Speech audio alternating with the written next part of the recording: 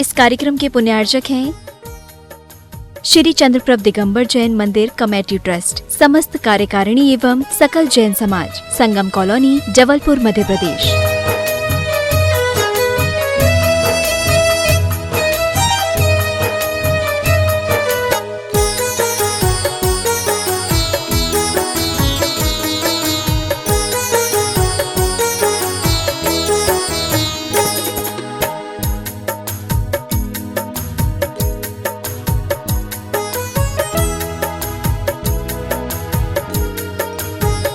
Pappu Jain, Varthaman showroom, Sahpura.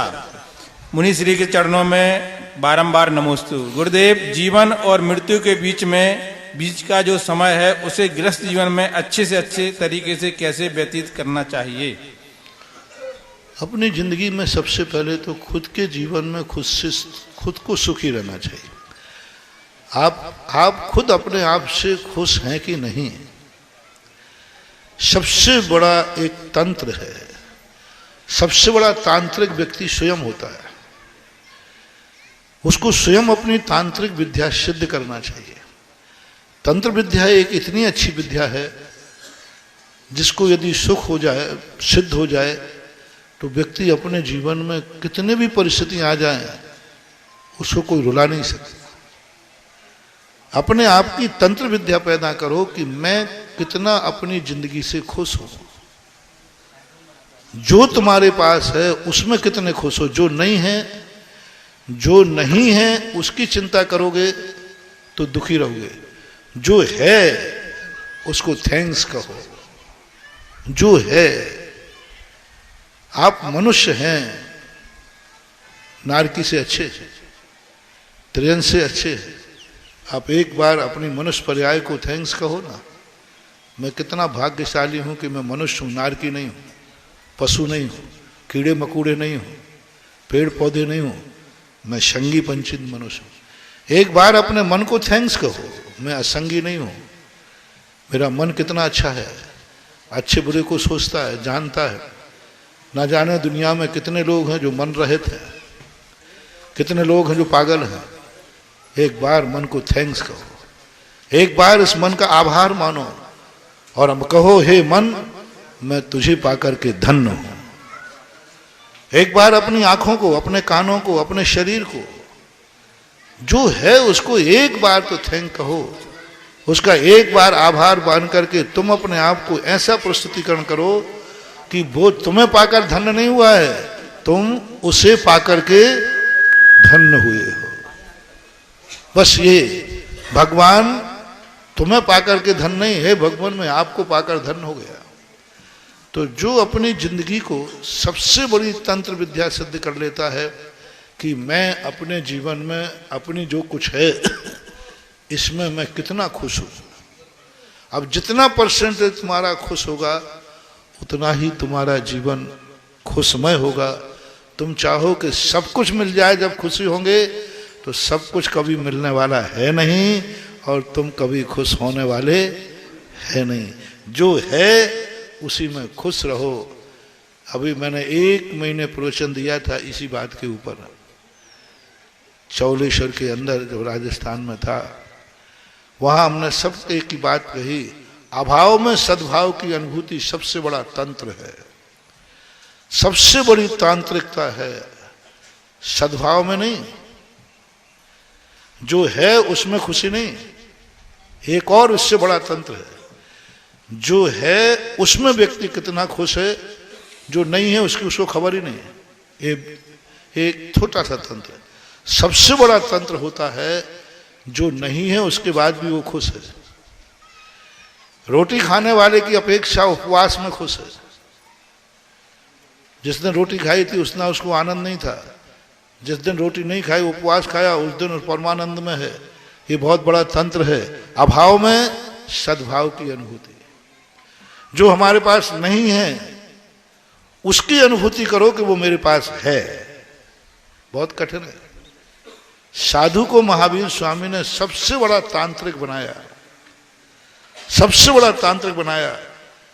जो नहीं है उसके अभाव में तुम खुश होकर दिखाओ। जिन जिन चीजों को लेकर के दुनिया मिलने पर खुश होती है, उन चीजों को तुम छोड़ने में खुश हो, यह सबसे बड़ा तंत्र है। जैसे तुम लोग अपने माँ बाप को पाकर खुश होते हो कि नहीं? बोलो। महावीर ने कहा तुम माँ बाप को छोड़कर खुश होकर दिखाओ। तांत्रिक, माँ बाप को छोड़कर खुश होकर दिखाओ। सारी दुनिया माँ बाप को पाकर खुश होती है। और महावीर ने मुनि से क्या कहा? तुम परिवार माँ बाप को छोड़ के खुश दिखाओ। सारी दुनिया मकान धन दौलत पाकर खुश होती है।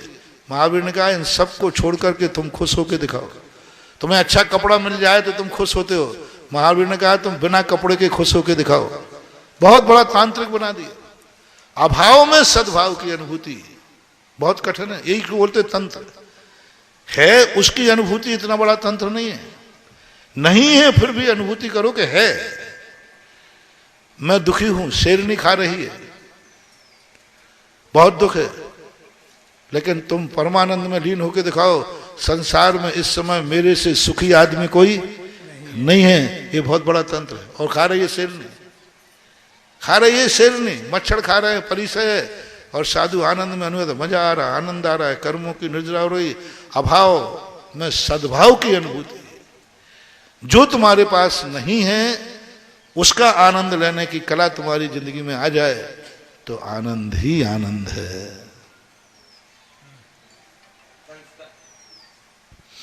संस्कारोदय तीर्थ क्षेत्र लमेटा में आप सबका स्वागत है। अभी आप ऑनलाइन जिज्ञासा का समाधान सुन रहे थे। अब हम प्रत्यक्ष जिज्ञासा समाधान शुरू करते हैं। एक बार हम सब पूज्य श्री के चरणों में बारंबार नमोस्तु करते हैं। महाराज श्री नमोस्तु नमोस्तु नमोस्तु। आज सहप्रा का बड़ा सौभाग्य है कि कल सहप्रा समाज का गठन हुआ था। आज सहप्रा समाज में नवनिर्मित नवयुवक सभा का गठन हुआ और इस उपलक्ष्य में हमारे जो यशस्वी अध्यक्ष नवयुवक सभा के हैं, उन्होंने संस्कारोदय जुड़ने की कोशिश की और 1 लाख रुपए की राशि इन्होंने यहां पर देके संरक्षक के रूप में अपनी शुभका दी। सनिल भाई और मैं सभी को बुलाता आशीर्वाद प्राप्त करें और अपनी जिज्ञासा रखें। पूज्य महाराज श्री के चरणों में त्रिवार नमोस्तु नमोस्तु महाराज। महाराज श्री, आज आपके मंगल सानिध्य में एवं आपके मंगल आशीर्वाद से शैवुरा नवयुग जैन समाज नवयुग सभा का गठन किया गया, जिसमें मैं कार्याध्यक्ष एवं भैया अध्यक्ष के रूप में निर्विरोध सर्वसहमति से चुने गए। महाराज श्री, हमारा क्या कर्तव्य बनता है कि हम शैवुरा के युवाओं को एकजुट होकर हर एक युवाओं को जोड़ सके बिना किसी के विकल्प से, एवं आगे भविष्य में शैवुरा जैन समाज के युवाओं का हर एक क्षेत्र में कैसे नाम कर सके एवं शैवुरा जैन समाज का कैसे उद्धार कर सके, कृपा कर मार्गदर्शन कीजिए। युवा अवस्था एक ऐसी दहलीज है, जिस दहली के ऊपर व्यक्ति एक कदम बाहर निकाल दे तो सारी जवानी खत्म हो जाएगी, और यदि युवा एक कदम अंदर रख ले तो सारी बुढ़ापा भी सफल हो जाएगा, यानी जिंदगी सफल हो जाती है। क्योंकि इस अवस्था में सबसे बड़ा निर्माण संगठन का करने का होता है, चरित्र का निर्माण, कुलाचार का। चरित्र का अर्थ कोई प्रतिभा नहीं, कुलाचार। जो जैनियों का कुलाचार है, उस कुलाचार से संगठन को, युवाओं को भ्रष्ट नहीं होने देना सबसे बड़ा नवयुवक मंडल का कार्य होना चाहिए। युवा समाज की सेवा करने के लिए नहीं संगठन बनते हैं। युवा संगठन के माध्यम से सुरक्षित रहें, आचार विचार ठीक रहे, इसलिए संगठन बनाया जाता है। क्योंकि अलग व्यक्ति जाकर के कहीं भी जा सकता है और संगठन में रहेगा तो वह एक दूसरा उसको संभाल सकता है।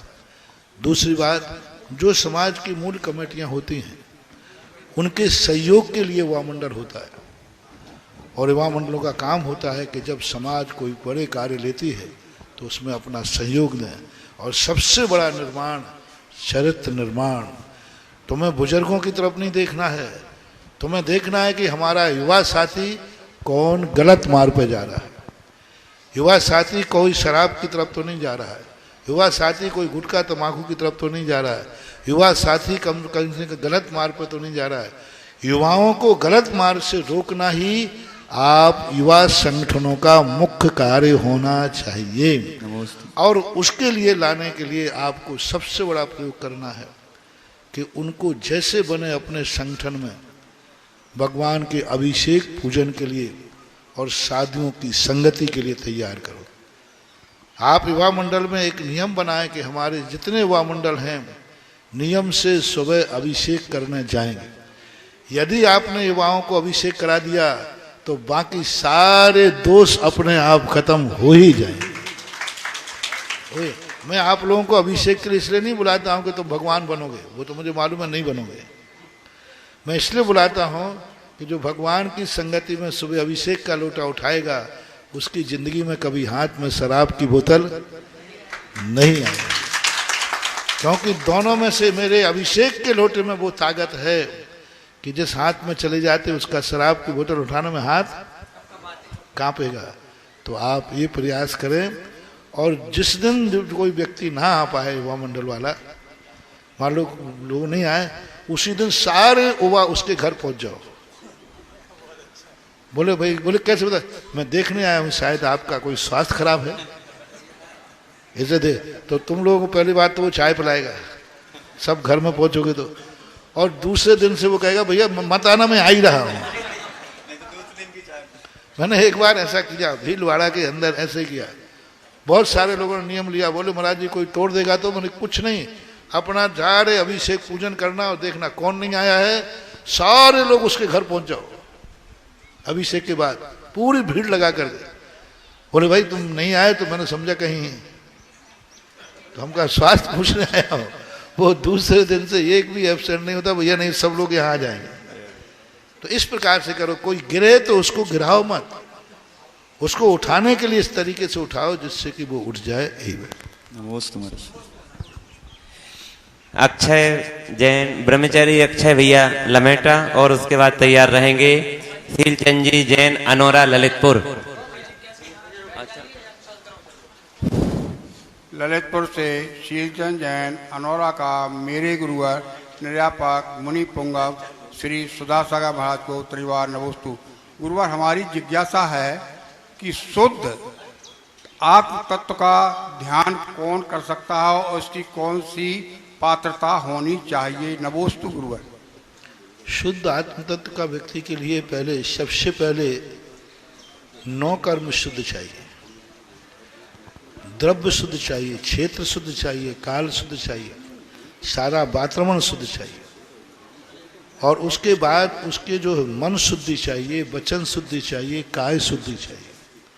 पहले मन शुद्ध हो, पहला सबसे पहले तो आपका लक्ष्य शुद्ध होना चाहिए, और जब लक्ष्य शुद्ध हो जाए तो फिर मन शुद्ध होना चाहिए, फिर आपकी वचन सिद्ध होना चाहिए, और वचन के बाद काया शुद्ध होना चाहिए, और फिर एक एक इंद्री शुद्ध होना चाहिए। आपकी आंख इतनी शुद्ध हो जिसे भी देखे उसके लिए भी धन्यता की अनुभूति हो। कान शुद्ध होना चाहिए, ऐसे शुद्ध हो जाए कि हर व्यक्ति ये सोचने लग जाए कि ये कान मेरी बात सुन ले। वे तुम्हारे मुख से निकला हुआ वचन शुद्ध हो, तुम्हारे चरण जहां पड़े वो स्थान शुद्ध हो जाए, वो शुद्ध आत्मा का दर्शन कर सकता है।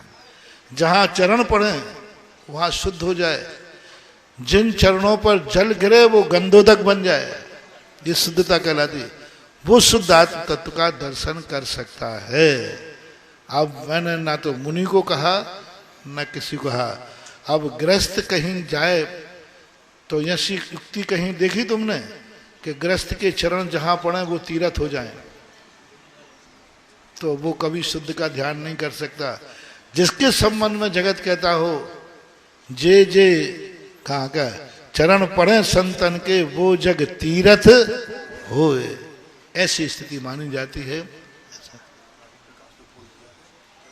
ऐसे प्रवृत्ति रूप। अच्छा भैया, अब अनिल चौधरी प्रतिभिपुर, धारांसी एवं अंजू जी तीनों खड़े हो जाएं एक साथ और शंखा एक व्यक्ति करें और आगे सिद्धि जैन गाडरवारा तैयार रहेंगी। हाँ, खड़े हो जाएं, वहां माइक पहुंच जाएगा। दुई मुनिराजों के चरणों में कोटिशा नमोस्तु।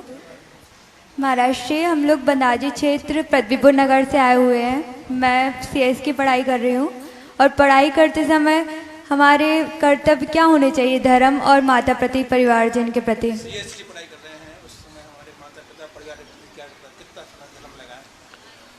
बस जिन माँ बाप ने तुम्हें जन्म दिया है, तुम्हें वही कार्य करना है जिस पर उन्हें तुम्हें जन्म देने पर गर्व हो।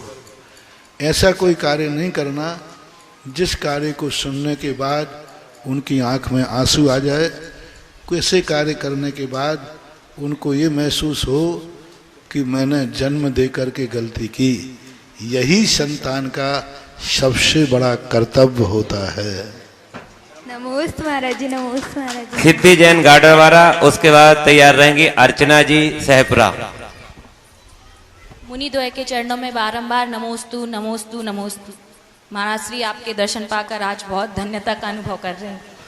महाराज श्री, हम सभी को ये ज्ञात है कि भक्तांबर का पाठ करने से समस्त कष्टों का निवारण होता है, पर आजकल जैसे विधान ग्रंथों में अलग अलग विशेष श्लोक को विशेष कष्ट के निवारण के लिए लिखा गया है। तो जैसे हम लोग दीप प्रज्वलित कर कर भी करते हैं और विधान रूप में भी करते हैं, तो उपयुक्त विधि उपयुक्त समय क्या है? क्या हम सूर्यास्त के बाद भी इन श्लोकों का पाठ कर सकते हैं? भक्तांबर और मंत्र जितने हैं ये सब तंत्र विद्या से जुड़े हुए। कोई भी मंत्र अपना कार्य करेगा जब उसके साथ तंत्र जुड़ेगा। तंत्र के बिना मंत्र कार्य नहीं करता। भक्तांबर एक बहुत बड़ा तांत्रिक स्रोत है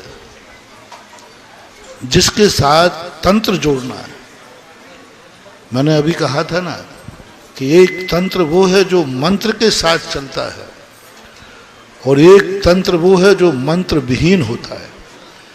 मंत्र विहीन तंत्र नुकसानदायक होता है और मंत्र के साथ जो तंत्र होता है, तंत्र का अर्थ है कि वह भक्तांबर तुम किस भाव से पढ़ रहे हो, किस लक्ष्य को लेकर पढ़ रहे हो, उस समय आपकी विशुद्धि क्या है, उसको मतलब होता है। अब वो सबका एक साथ तंत्र नहीं हो सकता। कोई बीमारी के लिए पढ़ रहा है, कोई केस जीतने के लिए पढ़ रहा है, कोई अपनी इच्छाओं की पूर्ति के लिए कर रहा है, कोई दुश्मन पर विजय प्राप्त करने के लिए कर रहा है, कोई शेर चीतों सांपों से बचने का प्रयास कर रहा है। तो ये जो अपना लक्ष्य है, ये तंत्र उस मंत्र पर स्थापित करना है, उस श्लोक पर स्थापित करना है। और वो श्लोक पर जब हम स्थापित करते हैं उस समय हमारी श्रद्धा, दोनों जब स्थापित हो जाए उस समय हमारी श्रद्धा कितनी मजबूत है। यदि मजबूत है तो वह अलग अलग तंत्रों को सिद्ध करने में वह स्तोत्र मंत्र काम करते हैं। तो हमारी ये तीन चीजें चाहिए: भक्तांबर का श्लोक, उसके साथ आपका लक्ष्य क्या है, और फिर आपका उस स्तोत्र पर श्रद्धा कितनी है, तो उस श्रद्धा के ऊपर आधारित होता है। अर्चना जी सहपुरा, अरहंत जैन जबलपुर, तैयार रहेंगे सजल जैन सहपुरा। महाराज श्री को हम समस्त परिवार की ओर से बारंबार नमोस्तु। महाराज श्री को समस्त परिवार की ओर से बारंबार नमोस्तु। महाराज जी, मेरा प्रश्न यह है कि मैं बहुत दिन से बहुत पीड़ा में थी जो सहन नहीं कर पा रही थी, लेकिन आज जब मैं यहाँ पर आई तो मैंने जैसे ही कलश रखा मेरे सारे दुख दूर हो गए और मैंने आज जो खुशी जो अनुभव की वो शायद अपनी शादी के 14 सालों में अनुभव नहीं की। ऐसा कौन सा पुण्य का उदय जागा जो आज मेरे जितने दर्द थे सब समाप्त हुए और दोबारा मैं यहाँ शाम को फिर से आपके दर्शन के लिए आई। मैं चाहती हूँ गुरुदेव कि आप मुझे ऐसा आशीर्वाद दें कि मैं सदैव अपने दर्द और पीड़ा से दूर रहूँ, हमेशा दाव के भाव बना के रखूँ। मैं तुम लोगों को एक एक घंटे उपदेश देकर के गला सुखाता हूँ तो कोई मैं ऐसे नहीं बोलता रहता हूँ। जो कथन होते हैं शास्त्रों में लिखे वो एक बहुत बड़ी चीज़। मैं ये नंद्यावर्त की स्थापना सम्मित शिखर की माटी ऐसे स्थापित नहीं कराता हूँ। इसके रहस्य मैंने देखे, इसकी शक्तियां मैंने देखी। मैं कोई भी कथन करता हूं जब पहले स्वयं प्रैक्टिकल करता हूं और उसके मैंने लाभ देखे। आज जो मैंने प्रातःकाल कहा था कि ये नंद्याव्रत पर जो कलश रखना ये कोई साधारण चीज नहीं है। एक नंद्याव्रत की आकृति ही इतनी शक्तिमान आकृति है। वास्तु जितना तंत्र है आकृति पर आधारित है। वास्तु कोई मंत्र नहीं है, वास्तु एक तंत्र नहीं है, वास्तु पूरा 100% साइंस है, विज्ञान है। आकृति, वास्तु में आकृति का प्रभाव है, सब कुछ आकृति, वहां कुछ नहीं है वास्तु में। आकृतियां किस आकृति में प्लाट है, किस आकृति में वो बना हुआ है, उस नंद्याव्रत की जो आकृति है वह ऐसी आकृति है कि कोई दुश्मन, कोई नकारात्मक शक्ति उस मध्य स्थान तक पहुंच ही नहीं सकती। वो कहीं ना कहीं वो फंस जाएगी। चक्रव्यूह रचना से भी खतरनाक रचना है। तो ये जो नंद्याव्रत की स्थापना अपन करते हैं और ये बहुत बड़ी चीज है। और सम्मेद शिखर की माटी की स्थापना करना, मैंने सुबह उदाहरण भी दिए थे 1-2 क्षेत्रों के। तो आप लोगों से मैंने कहा था कि अपने जीवन को, अपने बच्चों की सुरक्षा के लिए, अपने बेटा बेटियों की सुरक्षा के लिए, अपने रिश्तेदारों की सुरक्षा के लिए उनका नाम लेकर, उनसे कह करके उनके नाम का भी कलश रखिए। और आप लोग रखिए। अभी शेपुरा भटोरनी के सारे युवाओं से आए। पैसे से कोई मतलब नहीं है, पैसों से कोई क्षेत्र बनने वाला नहीं है। मैंने पहले ही कहा, मैं मंदिर और दान के लिए कभी नहीं बोलता। मैं भगवान के पक्ष में कभी नहीं रहता हूं। मैं सदा भक्तों के पक्ष में रहता हूं कि भक्तों का। जिस मंदिर से मैंने स्पष्ट भगवान से कहा, भगवान आपके लिए मैंने सिद्धालय से नहीं बुलाया है कि आप सिद्धालय में परेशान हैं, यहां आ जाओ हम मंदिर बनाए देते हैं। मैंने भक्तों के लिए आपको बुलाया है। तो भक्तों को रिद्धि सिद्धि होना चाहिए तो मंदिर है, और उससे यदि मंद भक्तों को नहीं है तो फिर मंदिर का है। ये जितने भी अनुष्ठान है सब भक्तों के लिए। भक्तों को फलना चाहिए, उनको कुछ ना कुछ लाभ होना चाहिए। तो ये नंद्याव्रत, ये कलश मट्टी स्थापन करना, अभी युवाओं को मैंने कहा सब जाकर स्थापित करके आओ और ऐसी भावना भाव कि हमारी जिंदगी में सदा मैं सुरक्षित और संरक्षित रहूं। अरहंत जैन जबलपुर, और उसके बाद तैयार रहेंगे सजल जैन। हाँ हो गया, नहीं सजल जैन सहपरा, माइक पीछे दे दो। और तैयार रहेंगे हिमांशी जैन बंडा। नमोस्तु महाराज जी। महाराज जी, मेरा प्रश्न यह है कि हमारे साथ के कुछ युवा हैं जो कि धार्मिक कार्यों में बढ़ चढ़ कर हिस्सा लेते हैं, साथ ही व्यसनों में भी वो उतने ही बढ़ चढ़ कर हिस्सा लेते हैं, और उन्हें समझाने पर वो यह कहते हैं कि मैं बैलेंस करके रखता हूँ, धर्म भी उतना ही करता हूँ और अपने व्यसनों में भी उतना ही लेता हूँ। तो उनके लिए महाराज जी आपका क्या आशीर्वाद है? बैलेंस दो बराबर वस्तुओं में किया जाता है, दो विरोधी वस्तुओं में बैलेंस नहीं किया जाता है। दो विरोधी वस्तुओं का बैलेंस नहीं होता, बैलेंस होता है दो बराबर की वस्तुओं में। पाप, अग्नि और पानी का बैलेंस नहीं मिलाया जाता है, पाप का और पुण्य का बैलेंस नहीं मिलाया जाता है।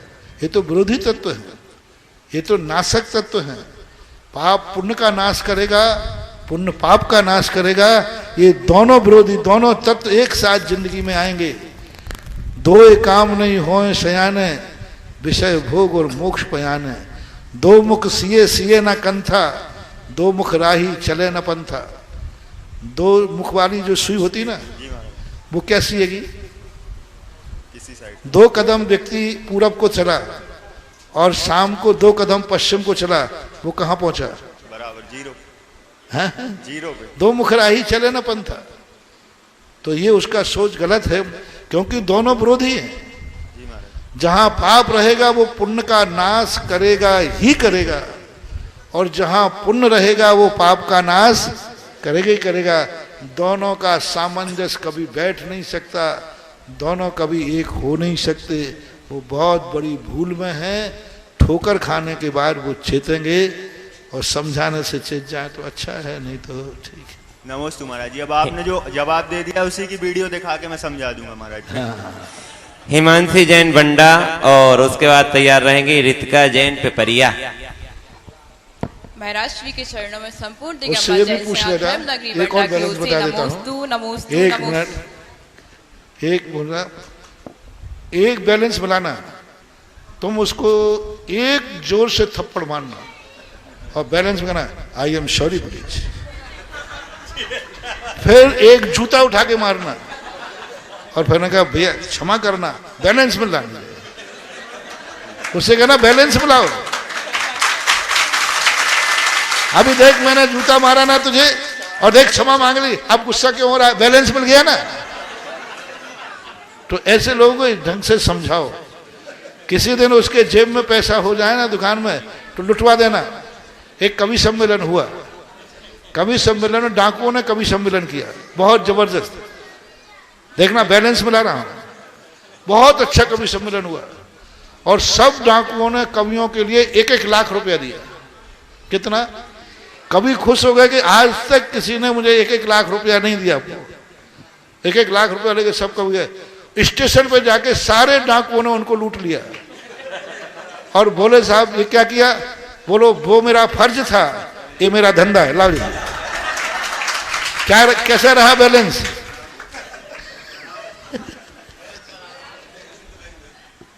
महाराज श्री के चरणों में संपूर्ण दिगंबर समाज धर्म नगरी बंडा की ओर से कोटि कोटि नमोस्तु नमोस्तु नमोस्तु। महाराज श्री मेरी जिज्ञासा ये है कि हम कॉम्पिटिटिव एग्जाम की तैयारी करते हैं तो उसके सिलेक्शन के लिए हमें 80 मार्क्स या 85 मार्क्स की जरूरत पड़ती है।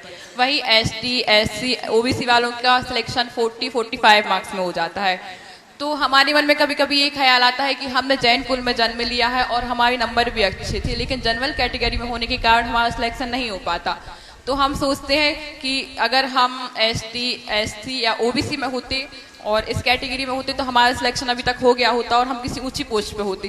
तो ऐसा सोचने से हमें कौन से कर्म का बंध होता है और हम क्या करें कि हमारे मन में ये भाव कभी ना आए? बहुत नकारात्मक सोच है, क्योंकि हमें एक नौकरी के लिए एक नीच जाति में जन्म लेने का भाव आया। ये क्यों ना सोचें कि हम इतने उच्च कोटि के जन्म हों कि हम दूसरे लोग हमारे यहाँ नौकरी करें। हम नौकरी के लिए नीचे क्यों जा रहे हैं? हमें यह पुण्य कमाना है कि हम ऐसे बात करें कि हमें दूसरे के यहाँ नौकरी नहीं करना चाहिए, बल्कि दूसरे लोग मेरे यहाँ नौकरी करें। ये पुण्य भी तो है, ये सोच भी तो है। जैनी वो चीज है जहां वो नौकरी नहीं करता। ऋषभ देव ने, तुम लोग गलत रास्ते पे जा रहे हो। ऋषभ देव ने सबसे पहले आजीविका के साधन में कहीं नौकरी, व्यवहार और मसीह, कृषि, वाणिज्य, शिल्प और विद्या, कहीं नौकरी नहीं आई। नौकरी आजीविका का साधन नहीं है। पूज्यवर शांति सागर महाराज तो कहा करते थे, उत्तम खेती, मध्यम वान, जघन नौकरी, भीख निदान। यदि भीख मांगना पड़े और नौकरी करना पड़े तो लेते हैं भीख मांग लेना, लेकिन नौकरी नहीं करना। क्योंकि नौकरी जो है वो दास्ता है, राष्ट्र की सेवा नहीं है। राष्ट्र की सेवा के लिए कोई नौकरी नहीं करता, सब आजीविका के लिए करते। इसलिए नौकरी की तरफ जाने की अपेक्षा सेठ बनने का प्रयास करो, यही हमारा मार्ग है। नमस्ते महाराज रितिका जैन पिपरिया और तैयार रहेंगे संयोग जैन सहपुरा। जिन प्रतिमा में प्राण प्रतिष्ठा करने वाले, मूर्ति में अतिशय बताने वाले, क्षेत्र को तीर्थ क्षेत्र बनाने वाले, चरते फिरते तीर्थ मुनि पुंगव श्री सुधा सागर जी के चरणों में बारंबार नमोस्तु नमोस्तु नमोस्तु गुरुदेव।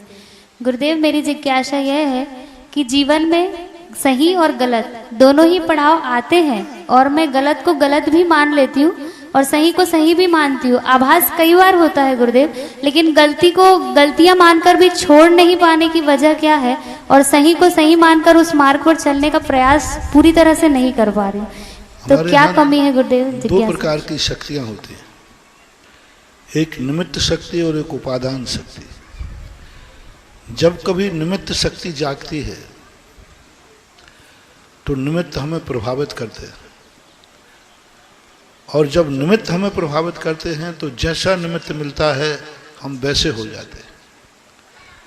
और निमित्त शक्ति का परिणाम ही है, ज़्यादातर 99% लोगों की निमित्त शक्ति जागृत होती है। निमित्त देखकर उनके परिणाम आना। दुश्मन आ गया, क्रोध आ गया, अपना व्यक्ति आ गया, राग भाव आ गया, तो ये निमित्त शक्ति जागी हुई है। इसलिए जैन दर्शन ने कहा उपादान शक्ति जगाओ। और जब उपादान शक्ति जाग जाती है तो कैसा भी निमित्त आता जाए, शत्रु और मित्र, वो कोई प्रभावित नहीं कर पाता। उपादान शक्ति नील रंग के समान होती है, उस पर किसी का रंग नहीं चढ़ता। इसलिए सबसे बड़ा सशक्त उपादान शक्ति को जागृत करने वाला कोई पद है तो वह साधु पद है। और साधु की सबसे बड़ी साधना है कि उसने उपादान शक्ति कितनी जगाई। निमित्त उसको प्रभावित नहीं कर, कैसे भी निमित्त मिलते जाए कोई फर्क नहीं पड़ने वाला, उपादान शक्ति जागती है। तो आप लोगों की निमित्त शक्ति जागृत होने के कारण से आपके ऊपर निमित्त हावी हो जाते हैं। गलत भी आता है तो आपको गलत करने का भाव हो जाता है, अच्छा आता है तो अच्छे होने का भाव हो जाता है। तो ये है, उसके लिए उपादान शक्ति जगाना पड़ेगी और निमित्त शक्ति को गौण करना पड़ेगा, तभी ये संभव है। नमोस्तु गुरुदेव। गुरुवर के चरणों में बारंबार नमोस्तु। गुरुवर, हम लमेटा परिवार वालों का ऐसा कौन सा पुण्य जागा कि हम लोग ने थोड़ा सा चाहा और इतना सारा मिल गया आपकी कृपा से? कोई ना कोई पुण्य तो है, कोई ना कोई। इस माटी ने बहुत इंतजार किया है, इस माटी ने बहुत अपनी छाती पर बहुत हल चलवाए हैं, बहुत हुआ है। अब इस माटी में कुछ ना कुछ शक्ति है जहाँ तीर्थों के और तीर्थ रूप का वर्णन बनेगा। अब पुण्य कौन सा होता है ये क्वालिटी तो नहीं बता सकता, लेकिन इतना बंद है कि सातिशय पुण्य आता है तब ऐसा परिणाम होता है। गुरुदेव, जैसे ही आपने संस्कारोदय तीर्थ क्षेत्र इसका नाम रखा और जैसे ही आपने यहाँ कहा कि अब लमेटा का नहीं पूरे भारत का है, तो लोगों में होड़ लग गई और बहुत से नाम हमारे पास आए जिन्होंने एक एक कलश देकर यहाँ पर परम संरक्षक यहाँ के बने, जिसमें श्रीमान विमल कुमार प्रसन्न कुमार जी जैन लमेटा वाले, इन्होंने एक कलश की राशि देके संरक्षक बने। श्री प्रवीण जैन, पूनम जैन, शिल्पा जैन गाजियाबाद, श्री इंद्र कुमार जैन गढ़ा जबलपुर, श्री दीपक चौधरी जबलपुर, श्री अंकित आदि विजय साड़ी जबलपुर, श्री शरद जैन गोटेगांव, श्री मनोज बंटी मनोज कुमार जैन सहपरा। दो नाम ऐसे थे जिन्होंने गुप्त रखे अपने नाम। और प्रमोद जैन प्रवीण जी, गुरु कृपा पेट्रोल पंप, श्री शीतल चंद आयुष जैन सहपरा बिटोनी, श्रीमती चंद्रकांता जैन आधारता जबलपुर, श्री सुभाष राजीव रारा डाल्टनगंज, स्वर्गीय नेमचंद अजय कुमार जैन गढ़ा, श्री कैलाश चंद विवेक कुमार जी देवड़िया तारादेई, श्री रमेश कुमार जी जैन जबलपुर, श्री सुभाष चंद जी डाल्टनगंज, श्री निखिल जैन उर्मिला जैन सुभाष नगर जबलपुर, श्री अनिल जैन सौरभ जैन सहपरा ठूटा वाले, श्री हीरालाल विजय कुमार जी तुलाराम चौक जबलपुर, श्री सुकुमाल जैन नितिन कुमार जैन जबलपुर परिधान, श्री ऋषभ कुमार अक्षत कुमार जी छपारा, ऋषभ जैन पूर्वागढ़ा। ऐसे और भी नाम हमारे पास हैं जिनकी घोषणा हम कल फिर से करेंगे। और किसी को यदि इस क्षेत्र से जुड़ना है तो आप एक कलश की राशि देके इस क्षेत्र पर, और राशि एक इसका नहीं देना, 5 वर्ष में आपको यह राशि देना है, इसलिए आप इससे जुड़ सकते हैं। किसी को यदि हो तो नाम दे देना श्रीपल। और मैं अब आमंत्रित कर रहा ब्रह्मचारिणी बबीता दीदी को कि वो अपनी जिज्ञासा रखें। भैया माइक दे दो। और उसके बाद तैयार रहेंगे मोना जैन सहपुरा।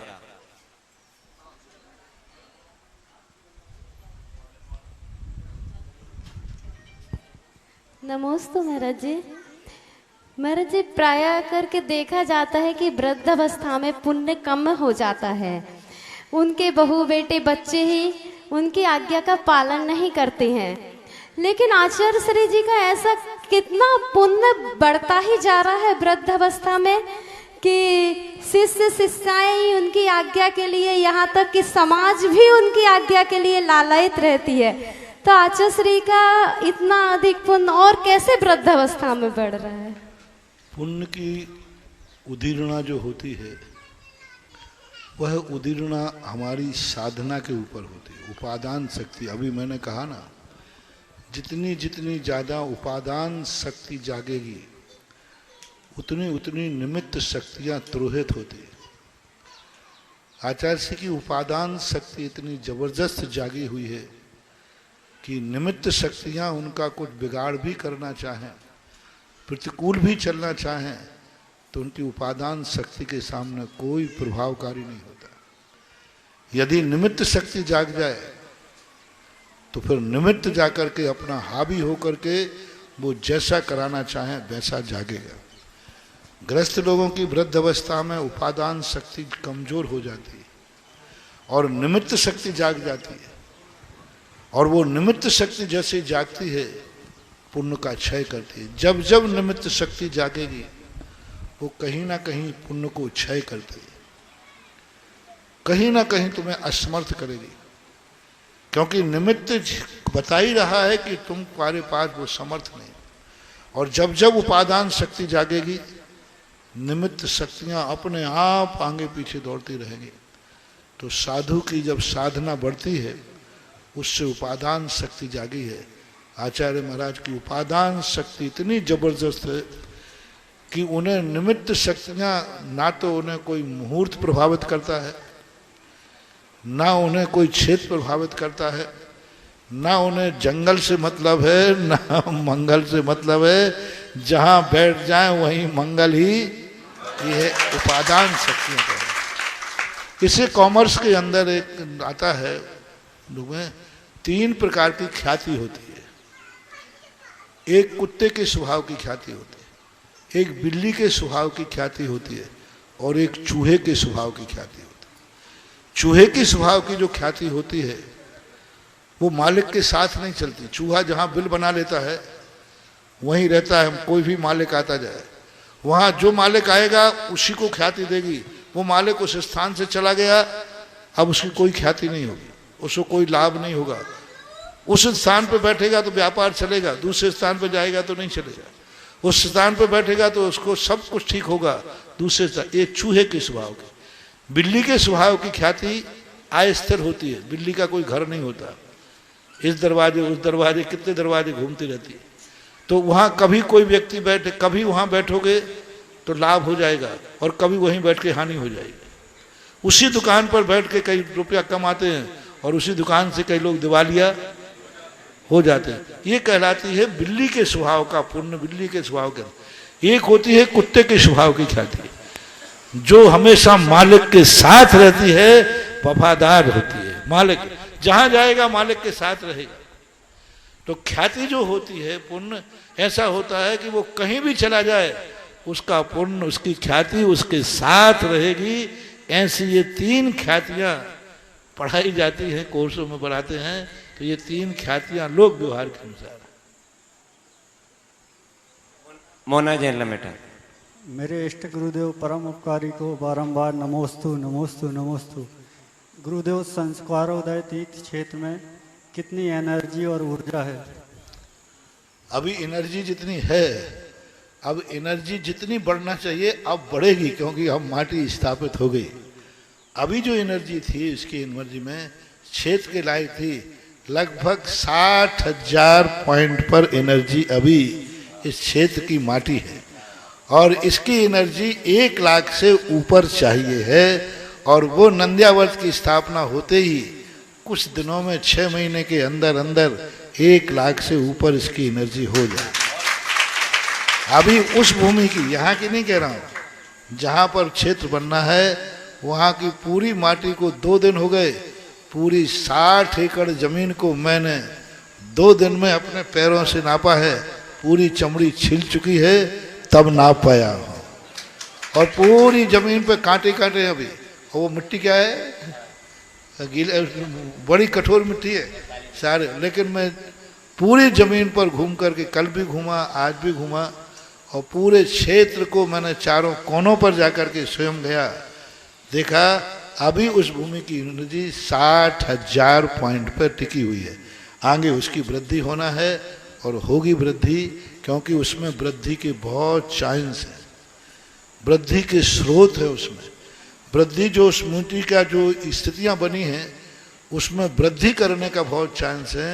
बस निमित्त मिलना था, आज उसको निमित्त मिल गया। सम्मेद शिखर की माटी का अब ये अपना रूप दिखाए।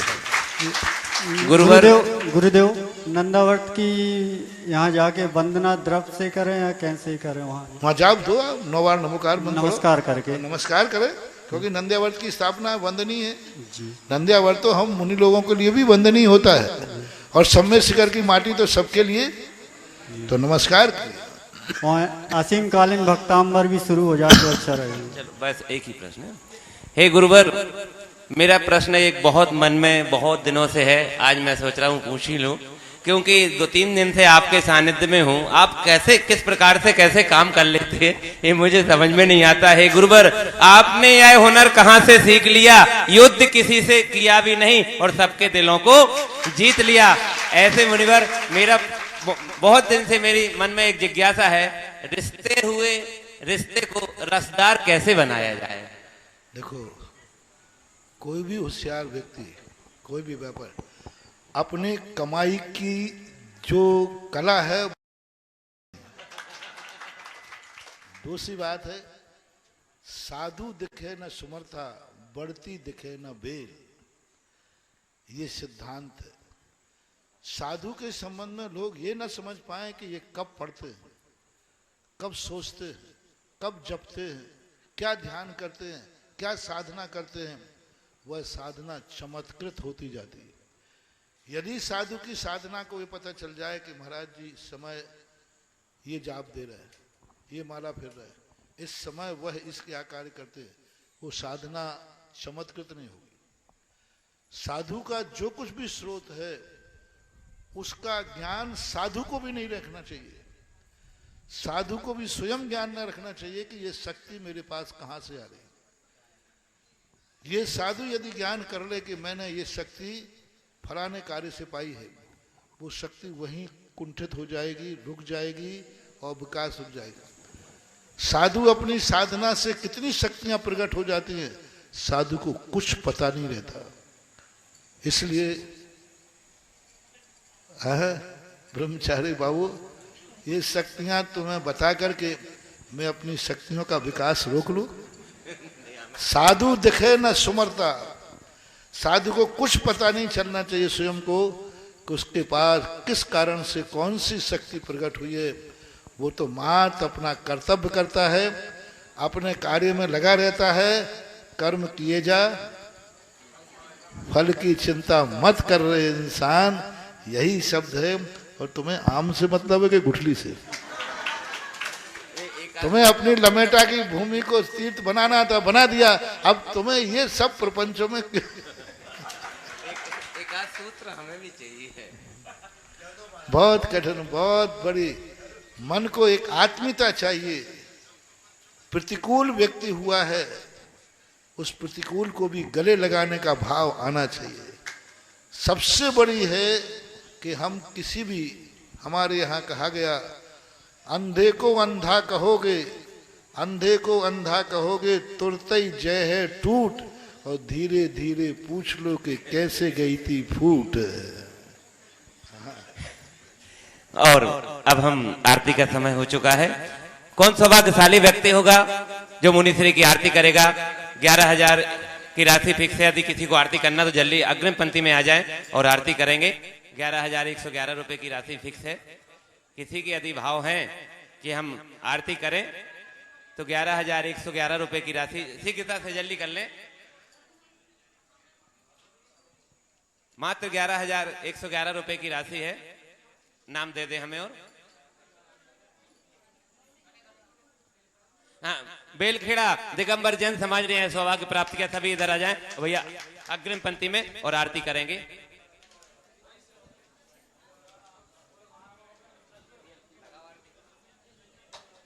आरती शुरू करें भैया।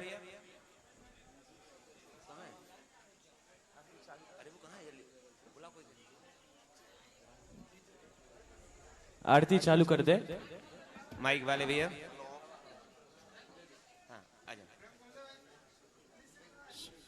सुधा सागर की गुण आगर की शुभ मंगल दीप सजाए हो आज उतारूं आरतिया सुधा सागर की गुण आगर की शुभ मंगल दीप सजाए के मैं आज उतारूं आरतिया पूज्य सागर की गुण आगर की शुभ मंगल दीप सजाए हो मैं आज उतारूं आरतिया शांति दे की ईश्वर ग्राम में जन्म लियो है सब जन मंगल गाए सब जन श्री श्री शांति देवी के गर्भ विषय मुनि आए ईश्वर ग्राम में जन्म लियो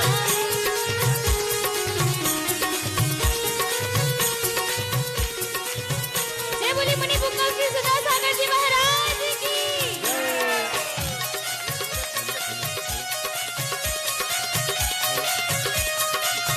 सुधा सागर की गुण आगर की शुभ मंगल दीप सजाए मैं आज उतारूं आरतियां सुधा सागर की गुण आगर की शुभ मंगल दीप सजाए मैं आज उतारूं आरतियां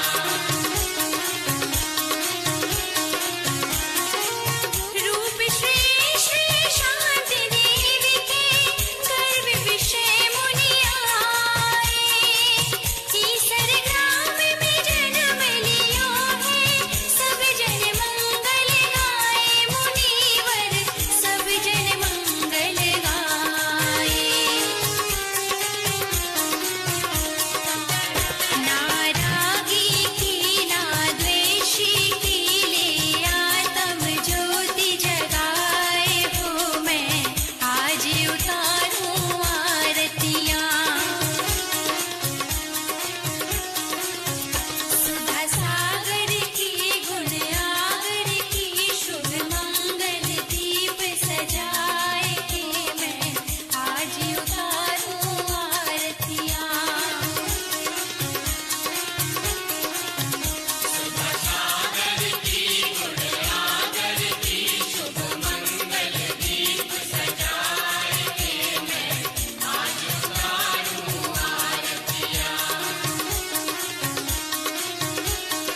गुरु उपवास व्रतों के धारी आत्म ब्रह्म विहारी खड्गधार शिव पथ पर चलकर शिथिलाचार निवारे मुनिवर शिथिलाचार निवारे ग्रह त्यागी की वैरागी की ले दीप सुमन का थाल हो मैं आज उतारूं आरतियां सुधा सागर की गुण आगर की शुभ मंगल दीप सजाए मैं आज उतारूं आरतियां सुधा सागर की गुण आगर की शुभ मंगल दीप सजाए मैं आज उतारूं आरतियां गुरुवर आज नयन से लख कर अलौकिक सुख पाया भक्ति भाव से इस कार्यक्रम के पुण्यार्जक थे